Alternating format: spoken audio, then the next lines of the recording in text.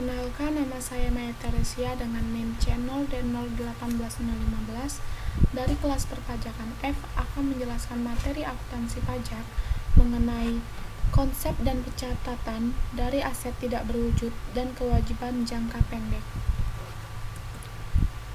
Amortisasi aset tidak berwujud dengan metode garis lurus dan saldo menurun.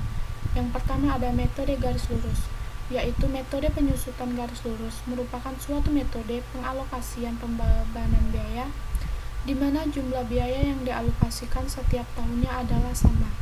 Dengan kata lain, untuk metode garis lurus, nilai biaya penyusutannya konstan untuk setiap tahunnya, dari tahun perolehan sampai dengan tahun akhir masa manfaat.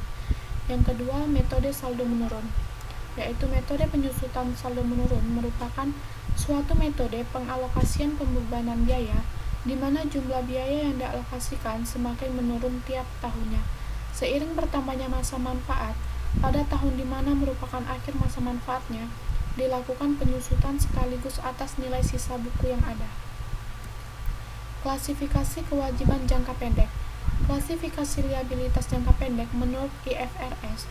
Yang pertama, jika dapat dibayar dalam waktu operasional normal perusahaan, jatuh tempo tidak lebih dari 12 bulan dari tanggal neraca, dimiliki untuk diperdagangkan, entitas tidak memiliki hak tanpa syarat untuk menunda penyelesaian liabilitas sekurangnya 12 bulan setelah pelaporan.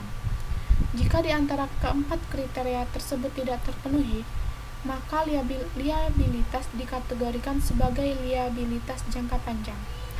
Yang masuk dalam klasifikasi liabilitas jangka pendek adalah: pertama, kewajiban yang timbul karena pembelian barang atau jasa untuk kegiatan perusahaan seperti utang dagang, utang tertulis jangka pendek, utang upah dan gaji pegawai, utang pajak, dan sebagainya. Yang kedua, pembayaran diterima di muka sehingga menyebabkan adanya kewajiban menyerahkan barang atau jasa di masa yang akan datang. Contohnya, pendapatan diterima di muka, deposit dari pelanggan, sewa diterima di muka.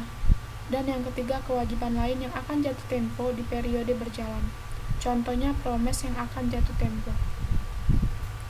Pencatatan pajak atas kewajiban jangka pendek. Kewajiban jangka pendek harus disajikan dalam neraca dan catatan atas laporan keuangan. Penyajian utang dalam mata uang asing pada neraca menggunakan kurs tengah bank sentral pada tanggal pelaporan.